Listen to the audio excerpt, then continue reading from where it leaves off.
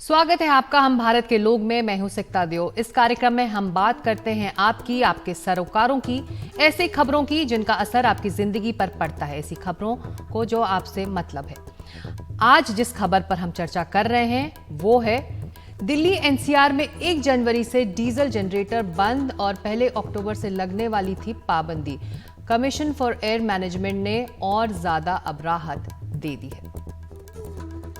राष्ट्रीय राजधानी दिल्ली और एनसीआर में बढ़ते वायु प्रदूषण को देखते हुए वायु गुणवत्ता प्रबंधन आयोग ने फैसला किया था 1 अक्टूबर से यानी परसों से दिल्ली और एनसीआर में डीजल से चलने वाले जनरेटर्स पर पूरी तरह से पाबंदी रहेगी। ये पाबंदी अस्पतालों पर भी लागू होती है, लेकिन कारोबारों, अस्पतालों वगैरह से दबाव पड़ने के बाद अब ये पाबंदी 1 जनवरी से लागू करने का फैसला किया गया है। इसी मुद्दे पर हम हर पहलू की पड़ताल करेंगे और हमारे साथ इस मुद्दे पर चर्चा करने के लिए doctor D K. Gupta CMD Philips अस्पताल के हैं और सीधे चलते हैं उनके पास। डॉक्टर गुप्ता, अब कुछ और महीनों की राहत आप लोगों को मिल गई है, क्या इस वक्त में पूरी तैयारी हो जाएगी इस शिफ्ट के लिए? देखिए शिक्षा, एक तो मैं पहले धन्यवाद बोलूंगा कि आपने इतना ज्वलंत मुद्दा उठाया। हम लोगों के लिए काफी सीरियस प्रॉब्लम थी ये। और जैसा मैंने एनडीटीवी पहले ही बोला था, क्योंकि हमारा जो हॉस्पिटल है, कोई भी हॉस्पिटल है, ये इसमें बहुत सारी ऐसी सेवाएं होती हैं जो जिसके लिए अनइंटरप्टेड इलेक्ट्रिसिटी की सप्लाई चाहिए होती है। जैसे लिफ्ट है हमारे यहाँ, या वेंटिलेटर्स हैं, मॉनिटर्स हैं, ओटी में कोई केस चल रहा है तो ओटी के इंस्ट्रूमेंट है, या किसी की एंजियोग्राफी एंजियोप्लास्टी हो रही है तो कैथ लैब के इंस्ट्रूमेंट्स है, एमआरआई है, सीटी है। तो लाइफ सेविंग बहुत सारे इक्विपमेंट चल रहे होते हैं, प्रोसीजर्स चल रहे होते हैं। उस समय कहीं से अगर इंटरप्शन होता है तो हमें दिक्कत होती है। तो अभी अगर हम बात करें हमारे हॉस्पिटल में, तो लाइट की सपोर्ट रहती है। पहला फेज रहता है, दूसरा रहता है जनरेटर का, तीसरा रहता है हमारे पास यूपीएस का। तो 3 बैकअप रहते हैं। इवन हमारे हॉस्पिटल जैसे में 2 जनरेटर रखे हुए, तीसरा चौथा बैकअप रहता है। तो इसलिए कि रिस्क बहुत रहता है लाइफ का, अगर कहीं से भी इलेक्ट्रिसिटी सप्लाई डिस्टर्ब होती है। तो ये बात कर रहे हैं कि पीएनजी पे या बायोफ्यूल पे शिफ्ट करने की, अच्छा आइडिया है, इसमें बुरी बात कोई नहीं है। बट इतना बड़ा इंफ्रास्ट्रक्चर है दिल्ली एनसीआर का कि इतने कम टाइम में, चाहे वो 3 महीने भी हो, तो एक तो मैं देखा जो पीएनजी में हम लोग जो डीजल जनरेटर है वो कन्वर्ट करने के लिए एक इंस्ट्रूमेंट लगना है, उसमें इक्विपमेंट लगना है, जो पहले 6-7 लाख रुपए का लगता था, उसके लिए वो 8 लाख, 10 लाख, 12, कोई 15-20 लाख तक मांग रहा है। तो सडनली जो ये रेट्स उन्होंने 3-4 गुना बढ़ा दिए हैं, तो कहीं ना कहीं उन्हें पता लग गया कि इनकी मजबूरी है, तो इस समय पैसा देंगे। तो कहीं ना कहीं जबरदस्ती का दबाव आ रहा है। और दूसरा, अभी भी हमें ये नहीं पता कि अगर पीएनजी पे या बायोफ्यूल पे अगर जनरेटर चलेगा तो उसकी एफिशिएंसी कैसी होगी। तो हमारे जो डॉक्टर गुप्ता, सीधा इक्विपमेंट्स सवाल हैं, तो यही है कि क्या जो और वक्त मिला है उसमें तैयारी हो जाएगी कि नहीं? मुझे मुश्किल लगता है। मुझे लगता है कम से कम 6 से 8 महीने इनको देने चाहिए। 6-8 महीने में कम से कम चीजें ठीक हो पाएंगी। तो 3 महीने में तैयारी बड़ा के लिए डिफिकल्ट है और कि वक्त चाहिए। बिल्कुल। विवेक जी। चट्टोपाध्याय प्रोग्राम मैनेजर हैं सीएससी के, वो भी अब हमारे साथ हैं। विवेक, जो बात डॉक्टर गुप्ता कर रहे हैं कि और वक्त चाहिए क्योंकि इतनी जल्दी ये शिफ्ट मुमकिन नहीं है, इमरजेंसी सेवाएं हैं ये, और वक्त देना वायु प्रदूषण को देखते हुए क्या लाजमी है कि एक तरह से क्राइसिस सिचुएशन ना हो जाए इमरजेंसी सेवाओं के लिए भी?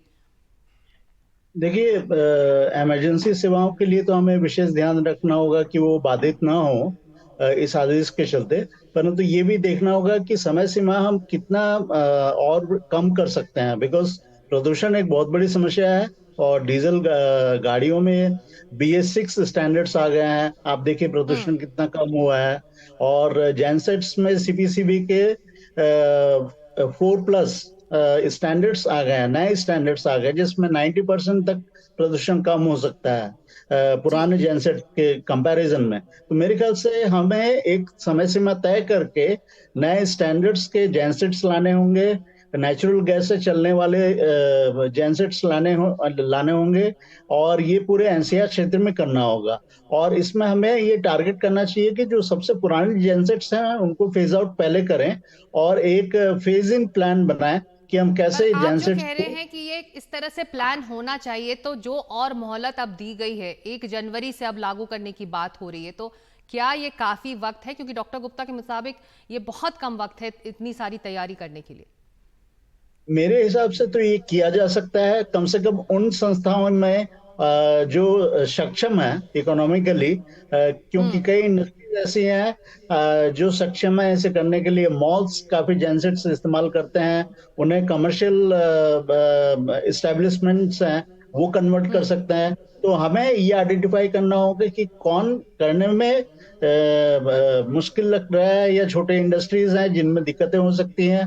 क्या हम पूल इन करके एक बड़ा जनसेट लगा सकते हैं और इलेक्ट्रिसिटी सेवा इन इंडस्ट्रीज को दे सकते हैं जी। कुछ तो समय आप के कह रहे लिए। हैं कि मुझे मुमकिन लगता है है इस तरह का विवेक, आप मुमकिन कह रहे है हैं कि ये। मुमकिन है अगर अगर एक तरह से ये फैसला ले लिया जाए कि हमको ये चेंज करना है। डॉक्टर गुप्ता, आज वायु प्रदूषण एक बहुत बड़ा गंभीर मुद्दा है राजधानी दिल्ली के लिए। ऐसे में इसे देखते हुए आप जैसे बड़े अस्पतालों को ये फैसला लेना होगा, प्रतिबद्ध होना होगा कि हमें इस वजह से हमें अपने आप को चेंज करना है। तो भले ही कम समय सीमा हो, लेकिन ये जरूरी भी है। नहीं श्वेता जी, बिल्कुल आप ठीक कह रहे हैं। हम लोग मानते हैं वायु प्रदूषण बहुत बड़ा एक हमारे लिए हेल्थ हजार्ड बन गया है, बट डेफिनेटली एक जैसे हम लोग क्रिटिकल इंस्टीट्यूट्स हैं जिसमें क्रिटिकल सेवाएं दे रहे हैं, तो कुछ लीनियंसी हम लोग को मिलनी चाहिए जिसमें हम सही समय में तहबद्ध तरीके से इसको ट्रांसफॉर्म कर सकें फ्रॉम डीजल टू बायोगैस या पीएनजी। जैसे अभी खुद बोला विवेक जी ने, कुछ इंस्टीट्यूशन में पॉसिबल नहीं है। हॉस्पिटल में बहुत सारे हमें ट्रायल्स देखने पड़ते हैं, सिस्टम देखने पड़ते हैं, प्रोसेस हैं कैसे चल रहे हैं। इवन आप देख रहे हैं बैकग्राउंड में फोटोज, ये सब पता लग रहा है कितने मेडिकल इक्विपमेंट्स लगे हुए हैं इसमें, कितनी सारी चीजें। तो कहीं ना कहीं समय थोड़ा ज्यादा चाहिए सब कुछ को टेस्टिंग करने के लिए, पीओसी करने के लिए, और उसके बाद उसको लॉन्च करने के लिए, इसको शिफ्ट करने के लिए। दूसरी बात मैं बताऊं, वायु प्रदूषण का एक बहुत बड़ा कारण जो है वो व्हीकल्स है, जो ट्रांसपोर्ट व्हीकल्स हैं, जो डीजल व्हीकल्स हैं, पेट्रोल व्हीकल्स हैं, इंडस्ट्री जो आसपास दिल्ली एनसीआर में लगी हुई है, उस पर मुझे लगता है एक बहुत बड़ा स्टेप लेना चाहिए। चाहे पूलिंग करनी है, चाहे हमें पब्लिक ट्रांसपोर्ट को देना है, चाहे हमें ऑड इवन नंबर करना है, या हमें कोई और तरीका अपनाने।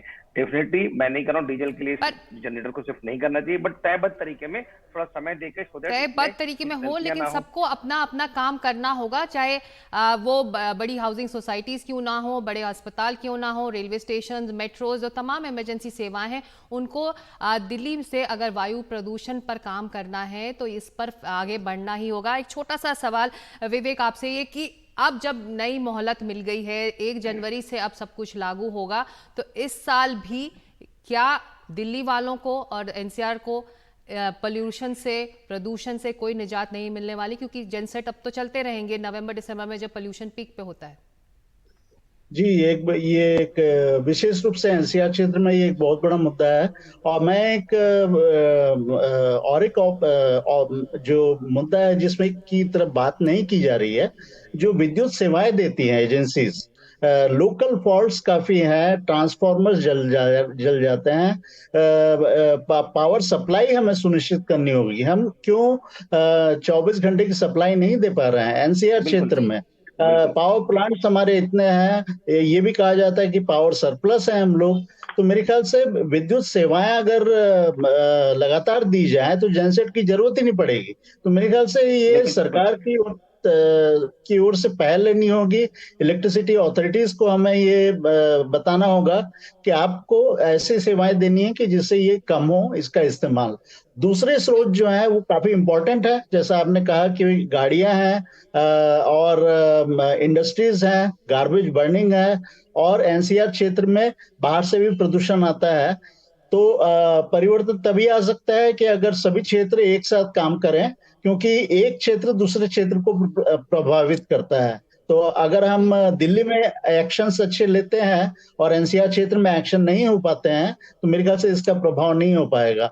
और सीरियसनेस काफी लानी होगी, बिकॉज ब्लेम गेम में हम काफी पड़ जाते हैं, हमेशा ये देखा जाता है, वो नहीं करना होगा। प्रतिबद्धता हर मोर्चे पर दिखानी होगी, चाहे वो सरकार हो, बिजली सप्लाई को लेकर हो, प्राइवेट कंपनियां हो जो बिजली सप्लाई करती हैं दिल्ली में, एनसीआर में, और एक तरह से जो बड़े संस्थान है, बड़ी हाउसिंग सोसाइटीज हैं, वो भी प्रतिबद्ध रहें कि हमें इस मोर्चे पर आगे बढ़ना है और काम करना है, और इस मोहलत के अंदर ही करना है। बहुत शुक्रिया डॉक्टर डीके गुप्ता और विवेक चट्टोपाध्याय इस चर्चा में शामिल होने के लिए। वक्त अब एक छोटे से ब्रेक का है।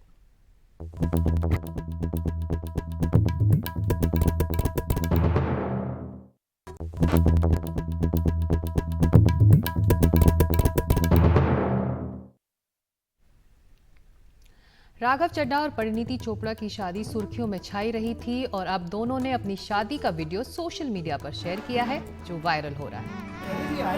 He's looking up only. He's looking up. Don't move. Don't move. Oh my God! It's happening.